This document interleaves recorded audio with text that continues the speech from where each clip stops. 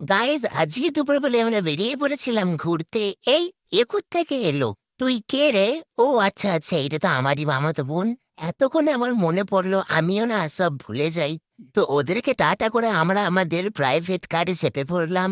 আরে এই রাস্তাটা কত সুন্দর দেখো গাইস, বাপের জন্মে তোমরা এরকম রাস্তা কোনোদিন দেখোনি। তারপর ছোট করে আমাদের হাওড়া ব্রিজটা পেরিয়ে গিয়ে আবার আমাদের লাক্সারি কারে চেপে পড়লাম। তোমরা কি ভাবছো এতই সোজা দুটো ভালো মন্দ খেতে যাওয়ার জন্য আমাদেরকে কত কষ্ট করে আসতে হয়? আর এইদিকে এই বেটি আমার ভিডিও নিচ্ছিল, আমাকে তো বলেনি। আমি এখানে মেনু দেখছিলাম, আর মেনু দেখে তো আমার মাথা বনবন করে ঘুরছিল। তারপর ভাইয়া হঠাৎ করে আমাদেরকে রুটির মতো একটা গোল পাড়া কি দিয়ে গেল।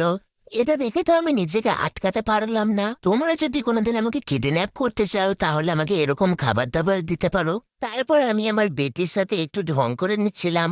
আমাদের ঢং করা শেষ হয়ে গেলেও আমাদের রাস্তা শেষ তো হচ্ছিল না। তারপর দেখি মামা আমাদের জন্য ফুচকার দোকান দিয়েছে। এটা কার মামা আমি অবশ্য জানি না। আর এটা দেখলে তো আমার জিভটা কেমন লগ লগ করে ওঠে। আমার বেটির ঢঙ্গের তো আর শেষ নেই, মানে আমার হাত থাকতে ও আমাকে খাইয়ে দেবে বলছে।